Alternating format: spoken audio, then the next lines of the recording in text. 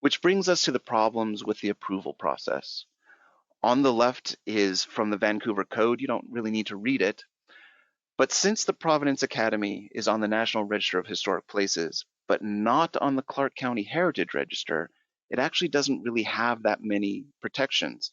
It seems counterintuitive that the highest level of recognition that we give historic buildings in this country comes with the lowest level of protections, but that's the way it is. But Providence Academy is in a Vancouver Heritage Overlay District, which is a zoning regulation that does offer some limited protections for the Academy. The overlay district defines an area, which is basically, in this case, the Academy site, and it has some protections. However, these regulations are enforced by the city, while the Clark County Heritage Register regulations are enforced by the Clark County Historic Preservation Commission. For Heritage Overlay District projects, the Preservation Commission is only advisory. Ultimately, it's the planning official who makes the decisions. And let's look at one of those requirements specifically. It says that new construction shall be so located and designed as to preserve views of the main Academy building from East Evergreen Boulevard between the freeway and C Street. If we look at the plan, we can see pretty much what that looks like, that there's from one intersection to the freeway, that whatever views are there should be maintained. When this requirement was discussed at the public meeting before the Preservation Commission, the developer stated that this image represented the view from Evergreen and C to substantiate that the views would be, for the most part, preserved.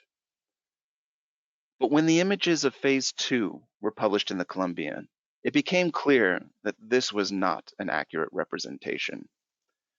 We can plot the sightlines from Evergreen and C and see how the views of the Academy are blocked by the Aegis building, substantial portions. This is the view from Evergreen and C. The view the developer showed is actually from down C Street, from behind the library, a view that would never actually be seen. And this is the impact of the Aegis development on the Academy. And this is only worse the farther west someone is on Evergreen. The views that would draw someone down Evergreen to the Academy, especially pedestrians, are blocked. This important perspective of the Academy would be gone. Last month, I was invited to speak at the American Institute of Architecture's annual colloquium on historic buildings and building codes. I showed this image and this code language to the participants. That group of experts in historic buildings and building codes were shocked. They couldn't believe that a building official could enforce that language in a way that would allow this development. It even led to a discussion about how one of the threats to historic buildings is actually building officials who don't understand historic preservation. In a national conference on historic preservation, Vancouver was discussed not as an example of outstanding preservation who really embraces its history. Vancouver was discussed as an example of how city government can be a threat to historic buildings. There are other requirements that come from being part of the Heritage Overlay District. Phase 2 of Aegis, this is the northern part of the site, would require the demolition of the historic boiler building and the laundry.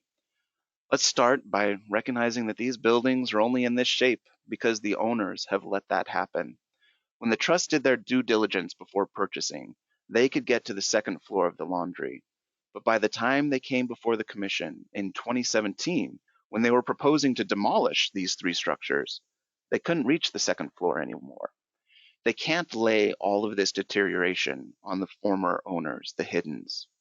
The Vancouver Municipal Code says that these buildings cannot be demolished without the Clark County Historic Preservation Commission's approval. There's one exception to that. If the building official orders their demolition because they are unsafe, then they don't have to have that approval. So the Historic Trust actually requested that the city do exactly that.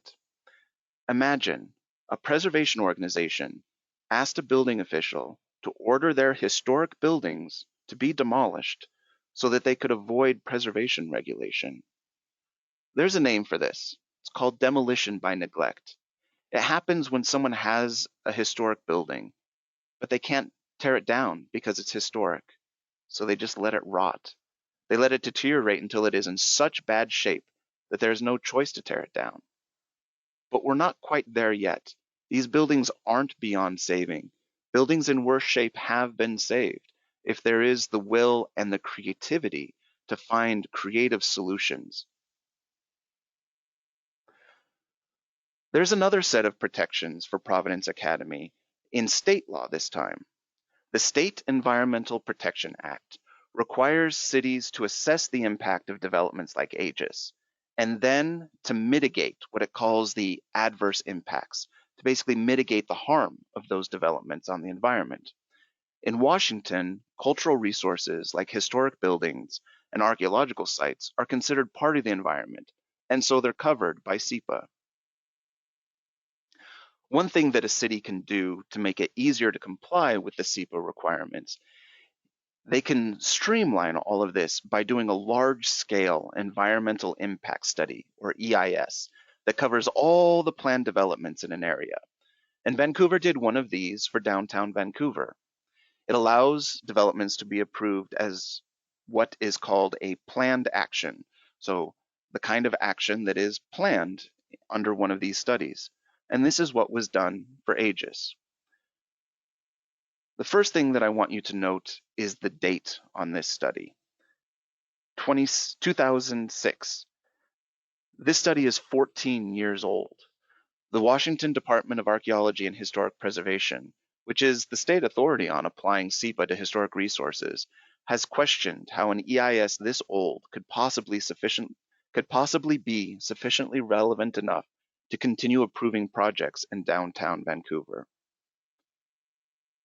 However, it's not automatic that a building can be approved under this study. There's actually a series of conditions that a project needs to meet, 7 of them in fact.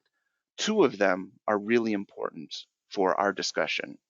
The first is that the EIS has to adequately assess the impact of this particular development on the environment, in this case, on the historic resources.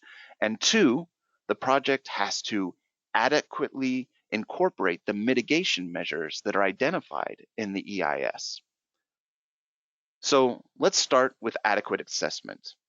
So if the assessment of Providence Academy in this EIS is sufficient, then certainly its description of the history of downtown Vancouver includes a discussion of the sisters and of Mother Joseph. After all, Mother Joseph represents Washington in Statuary Hall in DC.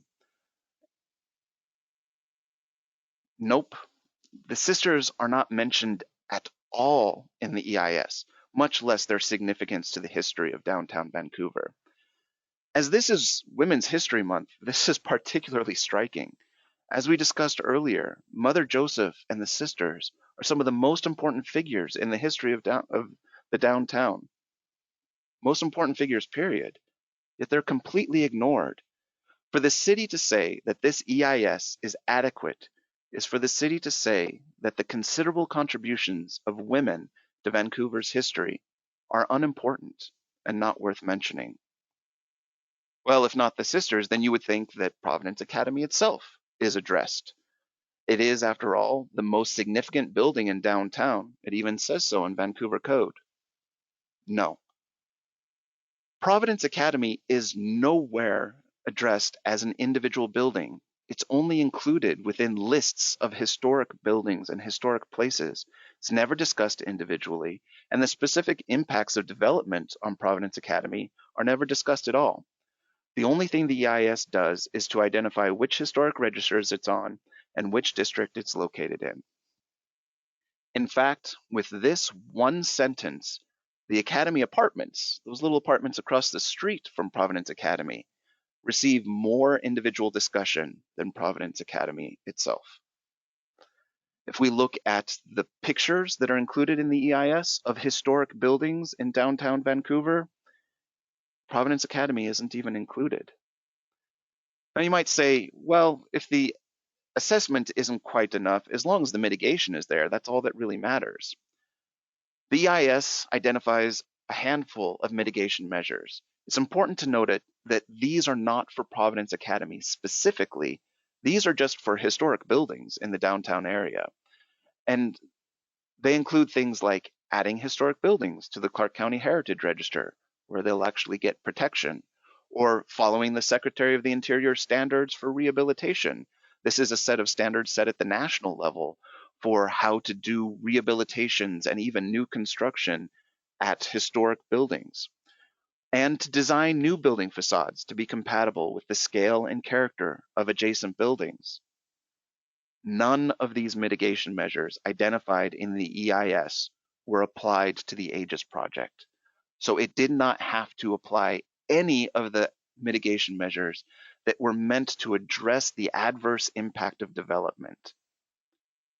So that means that neither of these two criteria were met in the case of Aegis.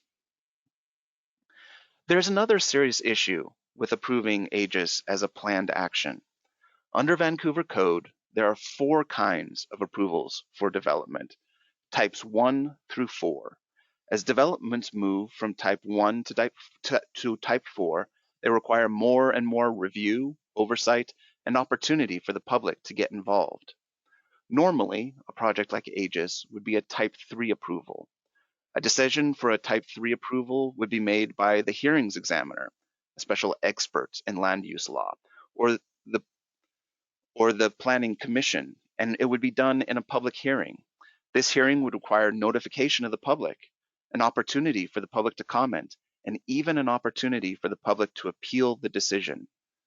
But all planned actions are type 1 applications under Vancouver Code. These decisions, these approvals, are made by the planning official alone, with no public notice, no official public comment, and no opportunity for public appeal. In other words, with no transparency and no accountability. A development this size was approved at the most historically significant site in Vancouver, maybe in the whole Northwest, with no accountability and no transparency.